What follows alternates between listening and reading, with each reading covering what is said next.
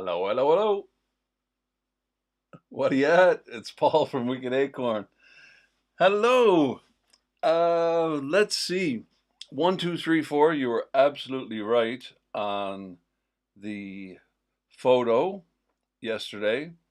And as I said, I saw your comment just before I clicked, or just after I clicked end stream. So today we are going to have a look at that photo. And did I set up a hotkey for that? No, I have to remember to do that. I've changed the hotkeys and I need to remember which ones are which now. So we're going to first take a look at our picture for tomorrow. And this one is way too easy. You guys will get this right away. I'm pretty sure you'll know this one, but have a video of mine to look at tomorrow for this one. This is the photo for tomorrow's This Day in History. I don't have tea today. We're out of tea, so I'm having coffee. And leftover hotel coffee at that.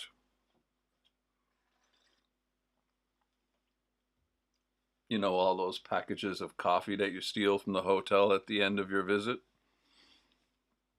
Um, that is our photo for the next live stream, and I have no doubt that everybody watching live here now knows that place. So it's the 24th of September. So what happened today in history?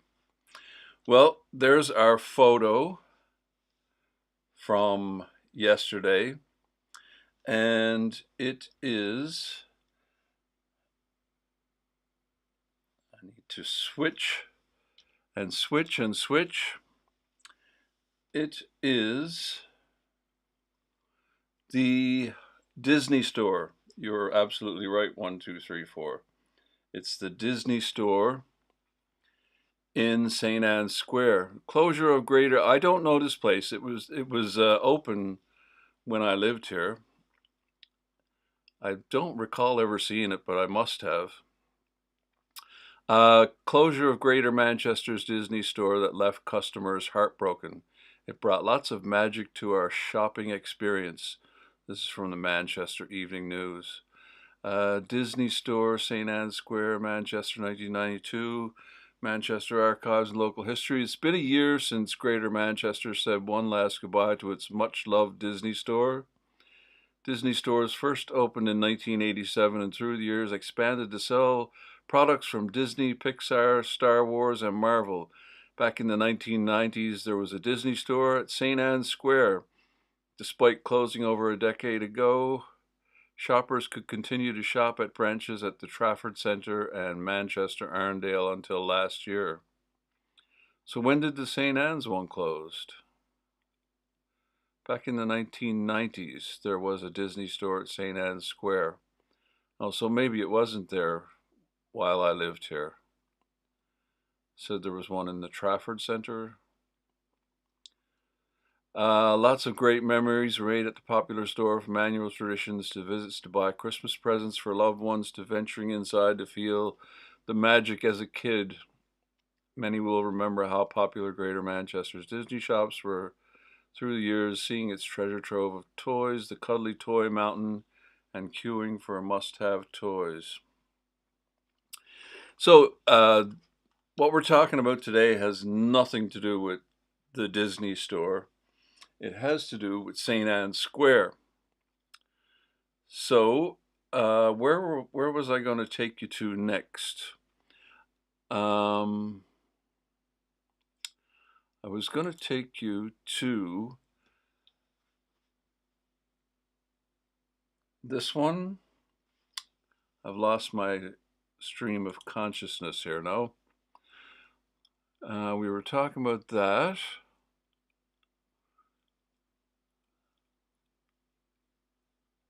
Right. on St. Anne's in St. Anne's Square in 2008. That's before I moved here. So let's see, what was I going to show you next? Trying to figure out the order to show you these things.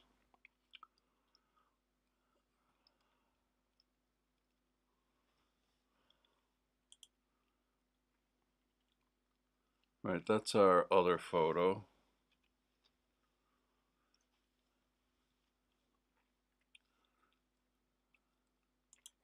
Okay, we'll look at our video because this day in history, where is that? This day in history, 1838, the Anti-Corn Law League forms to repeal English law. It's a very dry subject, but it's something I've been very interested in, the Corn Law. And when you first enter Manchester, when I first entered Manchester, one of the first places you see is the Corn Exchange.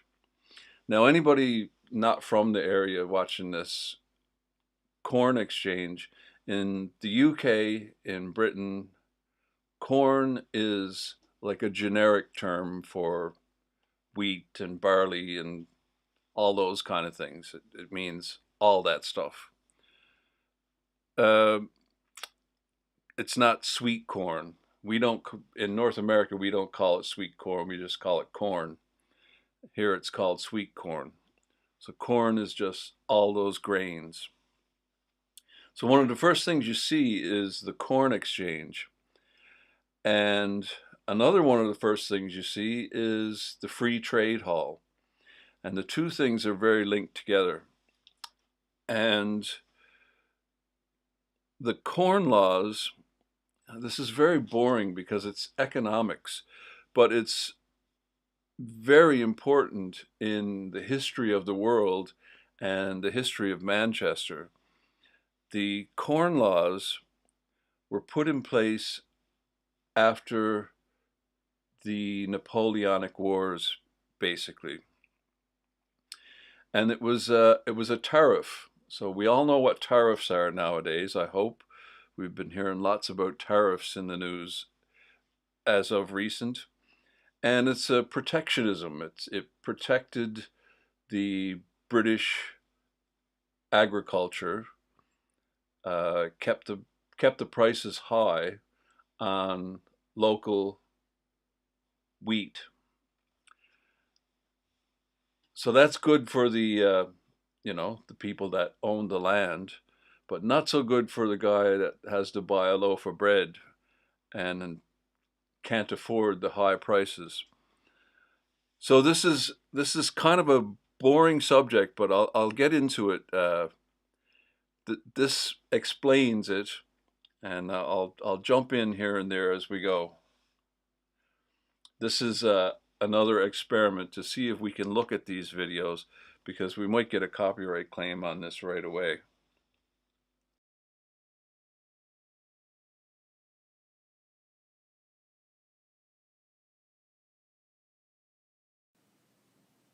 Now let's look at the Corn Law debates as they occurred in Great Britain throughout the early to mid-19th century. And remember once again, when British writers use the word corn during this period, what they really mean is grain. In England, there had been grain regulations, taxes, and tariffs since medieval times, but for many of the centuries from medieval times up through the early 19th century, these taxes and regulations, while far from efficient, they were relatively benign because often they simply weren't so binding relative to where market prices were standing at the time. But then, when we get to 1814, grain prices are falling quite rapidly with the end of the Napoleonic Wars, and all of a sudden there are debates over revising the Corn Laws because the landlords in England want protection from the falling grain prices. So that's the thing. I'm very ambivalent about tariffs and corn law. Like, on one hand, I mean, you want to see the farmers buy local produce, right? Like that's what makes a community is buying local. So that protectionism for local farmers is great, but it means I got to pay a fortune for a loaf of bread or whatever the product may be if there's a tariff on it.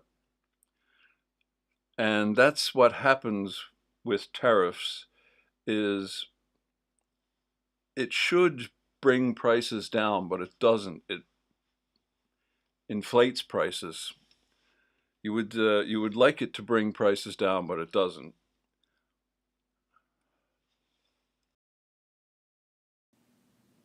There is then a policy debate between free traders versus protectionists, and in this debate we find economists on both sides.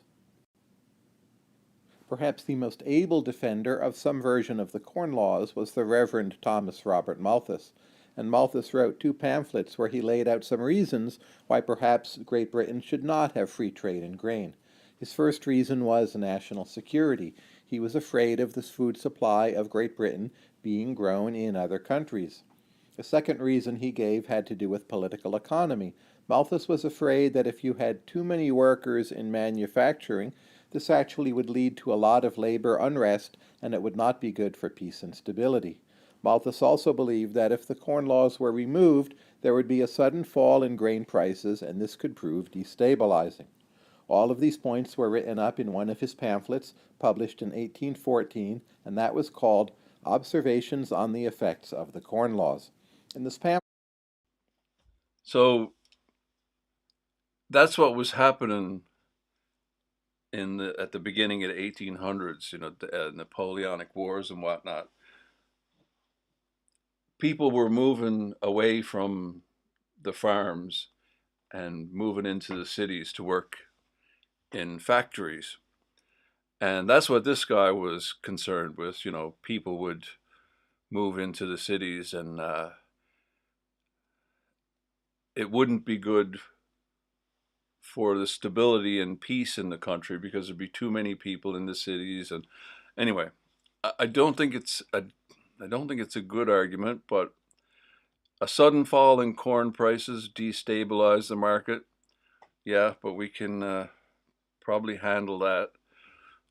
But the problem is you got all these poor, poor, like desperately poor people who can't feed their families, can't afford a loaf of bread, and yeah, we want the farmers to make a living, but it wasn't the farmers that were making money. It was the landowners. The landowners were the ones benefiting from this tax, this tariff.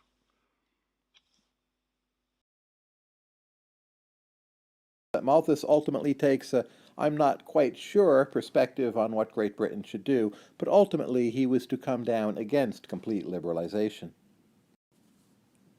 By the time 1850 rolls around, Malthus has produced a second pamphlet, The Grounds of an Opinion on the Policy of Restricting the Importation of Foreign Corn, and here he is turning more against free trade, and he argues that the Corn Laws, properly applied, can mean a greater stability of price for Great Britain, and he thought that some version of the Corn Laws would be better for both consumers and producers than would be free trade. In 1815, indeed, a Corn Law does pass. This raises the tariffs on grain, and it is backed by the Tory government of Lord Liverpool, and of course supported by large numbers of British landholders. Very few modern economists think that the Corn Laws were a good idea at all, and using modern statistical techniques we can get a general sense of just how much the Corn Laws matter. So Tony Ward has an interesting piece online about the Corn Laws, and he estimates that without the Corn Laws the price of grain would have been 9% lower and the consumption of grain would have been 1% higher, and by most economic standards this would have been a better outcome.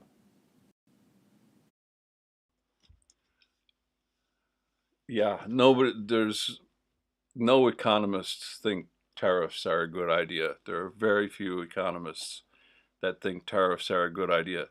But again, this is all brand new at this point in history.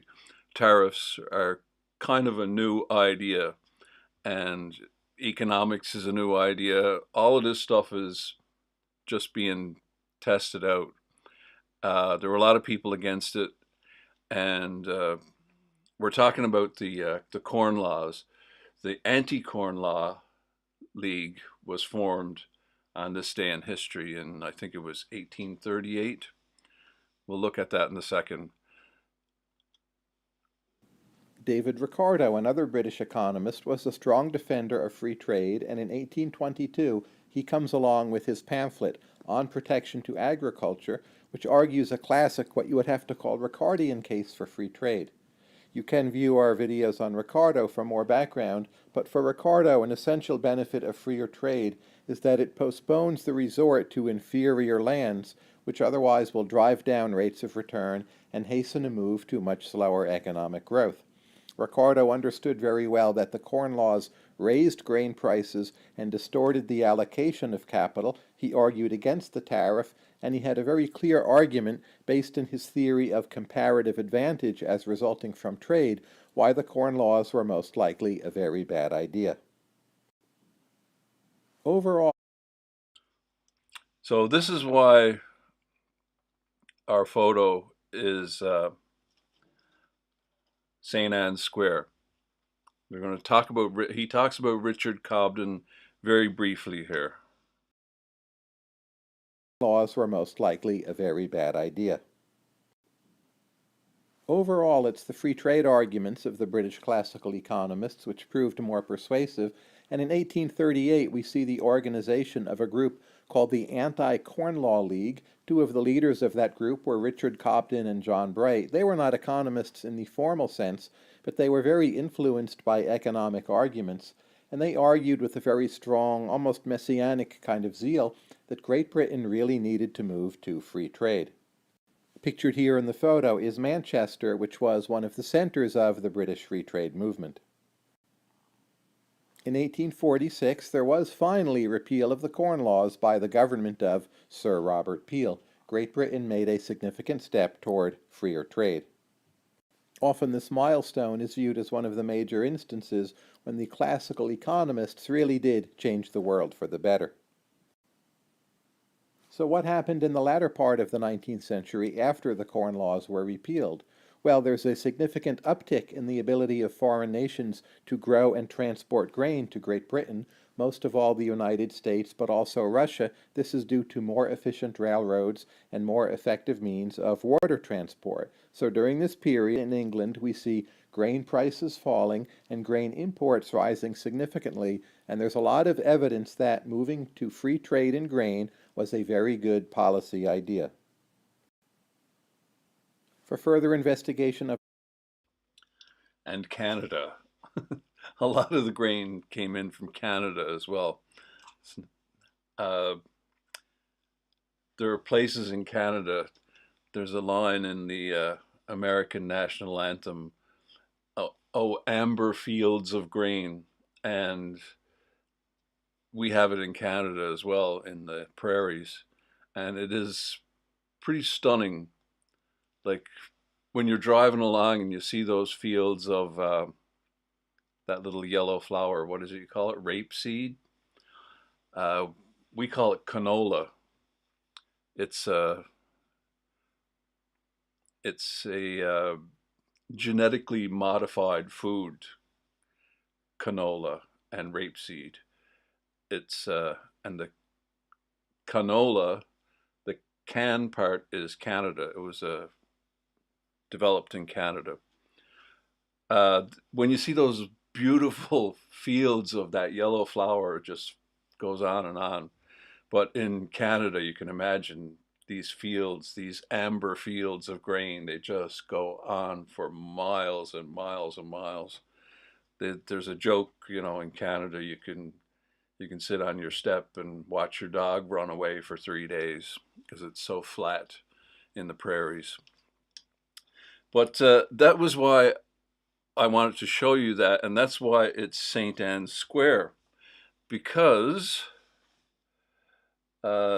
in St. Anne's Square, we have uh,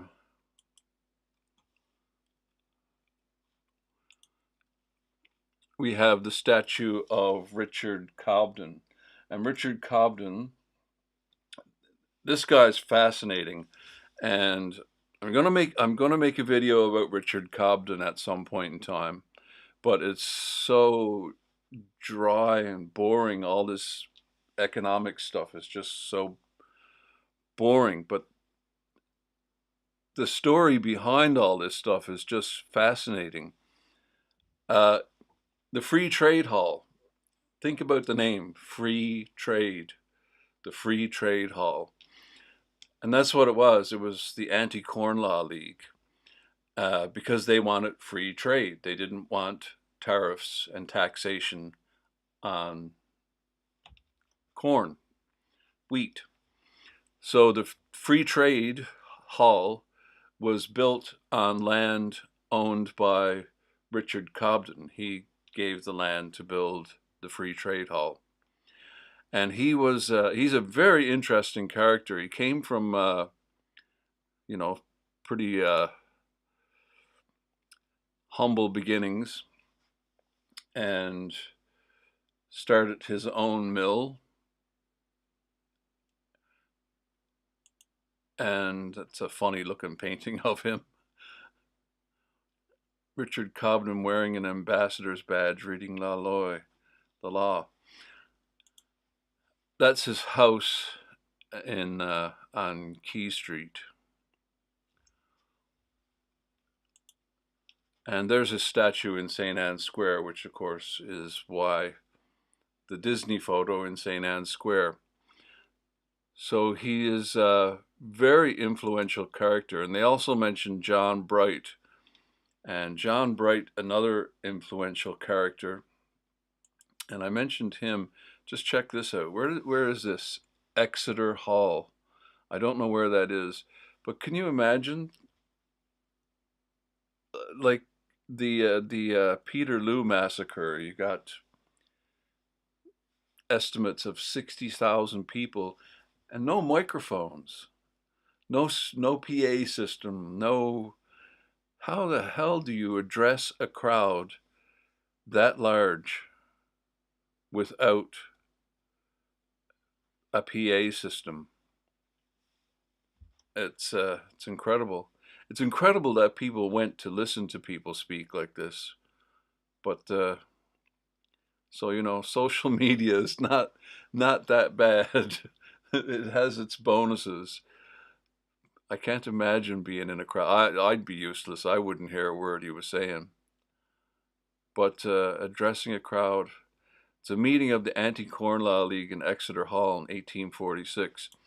So it was a big deal, and he's buried in West Sussex. That's his grave in West Sussex. So definitely a video about Richard Cobden coming up in the future. They got Richard Corden written here. It's not Richard Corden. Richard Cobden. And that's how I remember his name. Richard Corn on the Cobden.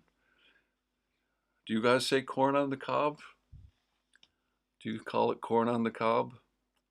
You must. Corn cob pipe and a button nose. So Richard Corn on the Cobden. So he's a very interesting character, how he got started and his career and how he started up his mills and started the Anti-Corn Law League. And you'll find Robert Peel, Prime Minister you've probably heard of, is credited with getting rid of the corn laws. And can you imagine standing in a place and speaking to people like that? It's just, I can't imagine it. I guess the acoustics are good, but I can't imagine they're that good. That's a lot of people. But when you think about the Peterloo, there's estimates that there were 60,000 people there. That's like that's like a football stadium full of people. Can you imagine addressing a football stadium full of people without a microphone? I can't imagine it. Um, I can't imagine that people would go to such a thing in such numbers because you wouldn't hear a word the speaker was saying. At any rate, that's what happened. I guess it was a happening, an event, as much as it was hearing what the people, the speakers, were actually saying. And I guess, yeah, there's a scene of that in Life of Brian, where Jesus is up on the Mount, the Sermon on the Mount, and they're making fun of it, saying, what's he saying? Speak up. But it must have been like that. Can you imagine? 5,000. What that was supposed to be 5,000 people, right? Even 5,000 people. How could you be heard at the back? Anyway, I digress, but that's my job. Uh, yeah, it's fascinating story, the Corn Laws, and how it all came about, why it came about, and it was protectionism, and the landowners were the ones that benefited from it. They were keeping the price of grain high, inflated the price of grain, the local grain. So foreign grain couldn't come into the country. It could, but there was a massive tariff on it. So it made it more expensive. So the local grain, the price was inflated. So it evened out the price of grain. And they couldn't get cheap grain from Canada or the States. And in the beginning, it was, because they were at war with France, which makes sense to keep the enemy's grain out of the country. That makes sense. But after that, anyway, it's complicated, and I'm trying to figure out how to make it an interesting story for you. But the story of Richard Cobden, Robert Peel, you'll see, is the guy that's credited with getting rid of the Corn Law, and it destroyed the Tory Party. The Corn Laws, the repeal of the Corn Laws. Robert Peel repealed the Corn Laws. So that destroyed the Tory Party in the 1840s. And Robert Peel gave credit to Richard Cobden for it. And another character they mention is Bright. And he was, what's his name? John Bright. And he's a character that came up in another video about the Abraham Lincoln statue. So all that stuff was going on at the same time, like incredibly interesting time in history, because you had this Corn Laws, you had Karl Marx, Marx and Engels were on the go at the time. So this is all the same time. The potato famine in Ireland, the American Civil War, all of this stuff was happening at the same time, and it was probably not a great time to be alive, but a very interesting time, as the Chinese proverb curse goes, may you live in interesting times, because you don't want to live in interesting times. You want to live in boring times when things are just peaceful. So that was the reason why the St. Anne's photo. So I have another here. This is just a bit of fun. I don't know how many we got watching here now. Here's a little quiz for us. A quiz on my This Day in History page I go to. It's What is this page? I think it's Encyclopedia Britannica. I can't remember.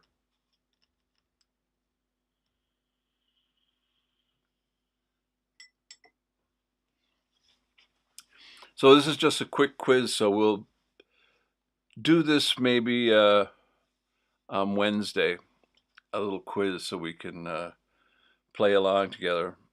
And I can't advance it without putting in the answer. So, what year was Nintendo founded in Japan? I have no idea. I haven't done this quiz. I've done others. Like there's a weekly quiz for each week in history. So I have no idea when the Nintendo was founded in Japan. I have no idea. But I mean, you would think post-war because I mean they're known for video games, but they wouldn't ask such a thing. I don't know. I'm going to say 1947. I'm thinking it's post-war. It's got to be post-war. 63, 47.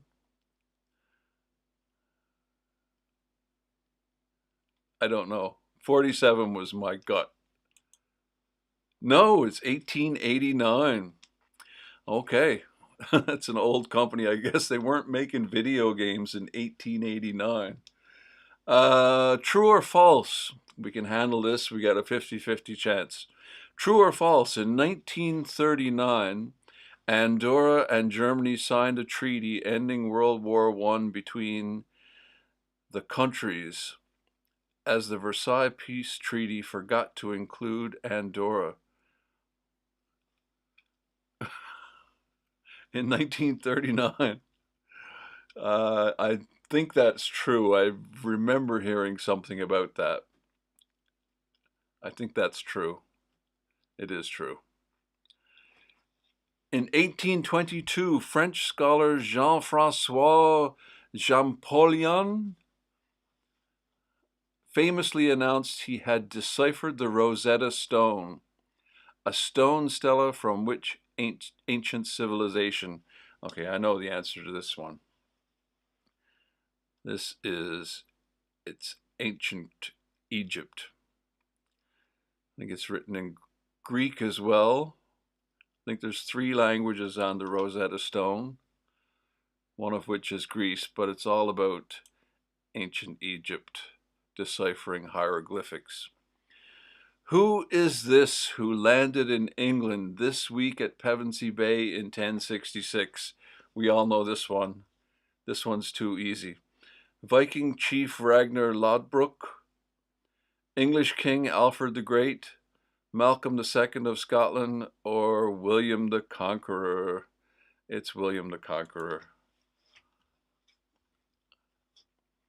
Who is this actress who won an Academy Award for her performance in the 1945 film Mildred Pierce?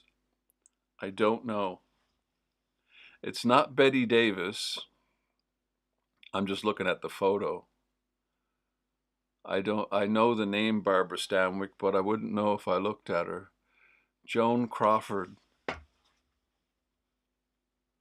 Is that Joan Crawford? It doesn't look like Joan Crawford. I don't know what Joan Crawford looked like in 1945, but it doesn't look like her.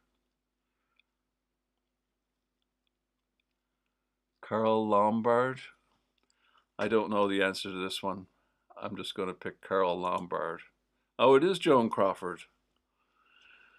True or false? Napoleon Bonaparte graduated 42nd out of 51 in his military academy this week in 1785. I don't know the answer to this, but I know he didn't do well at the military academy, so I'm going to go with true. We did a video about, I can't remember the name of it now, back when the Napoleon movie came out, about a woman from Manchester who disguised herself as a man and fought in the Napoleonic Wars. The Manchester Heroine, I think, is the name of the video. And I know he didn't do well in school, so I'm going to go with true. It is true. The Dow Jones Industrial Average fell 777.68 points, the then largest points fall in its history. During which financial crisis? I don't know. Wall Street is, I don't know. 29 Wall Street, Panic of 1873, 1987 Black Monday, 2008 Global Financial Crisis. I don't follow such things, so I know all these events, but I don't know which one it is because it means nothing to me. But I would guess the largest would be the Wall Street crash. Oh no, it's not. What was that? The 2008 financial crash. That was the largest? Wow. Who led the 1781 siege of Yorktown by American and French troops? Charles Cornwallis, George Washington, Benjamin Lincoln, Alexander Hamilton. Well, the siege of Yorktown by American and French troops, it wouldn't be Cornwallis because he was the leader of the British. Benjamin Lincoln, I don't know this character. And Alexander Hamilton, I don't recall him being, he's the Hamilton musical that you hear about, but I don't know a lot about Alexander Hamilton. So I'm going to go with George Washington. And it is. Who is this famous American writer born this week in 1896? F. Scott Fitzgerald, Ernest Hemingway, John Steinbeck, William Faulkner. I don't know. I'm going to just go with the first one. Hey, I got it right. Great Britain annexed the African Ashanti Kingdom in 1901 and incorporated it into the Gold Coast, now known as what country? Oh, I'm terrible at African geography, and I don't know this period of history. I don't know much about African history other than like ancient history, like way back at the origin of species. I don't know. I'm going to pick the first one. No, it's Ghana. So I got 6 out of 10. How did you do? Uh, Average score of 6.6. People find this quiz a good challenge, and most people did better than me on that one. So we can do this quiz once a week. So I don't know when a good day to do this would be. Maybe middle of the week, Wednesday, or the end of the week, Friday. Leave your suggestion when you think is the best day to do the quiz. Was there anything else I had to show you today? That's the store closure. That's the anti-corn law. We did that. I think that's it for today. That's all we had to talk about today. So our photo for next time is dead easy. You guys got to be able to get this one.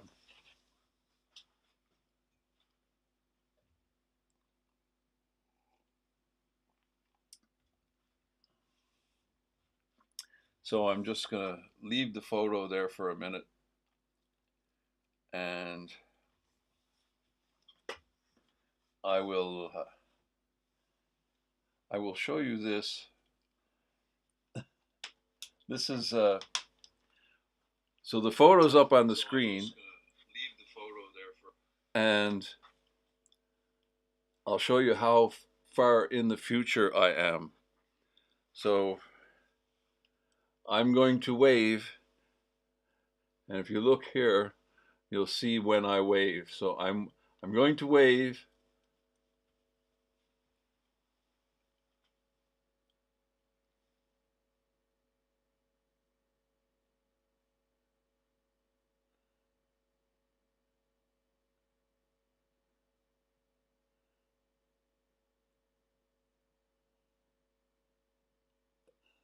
So there you go. That's how much of a delay. So I have to give you a moment to catch up.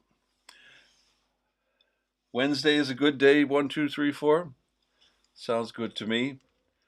Um, so that's about all I have to tell you today.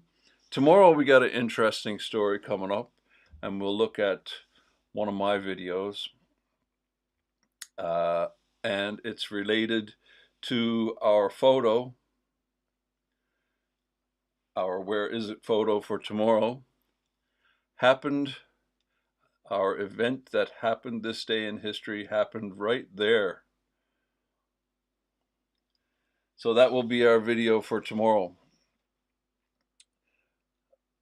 So is there anything else we need to talk about or address? I'm trying to get the computer screen on so I can, I haven't got it perfectly lined up yet, but I want to get it so I can look things up if something comes up, so I can have my computer screen on there. The computer's slow, but if something comes up in the course of the video, we can look it up. So that's our video for today, and all we have to do now is say see you in the next one.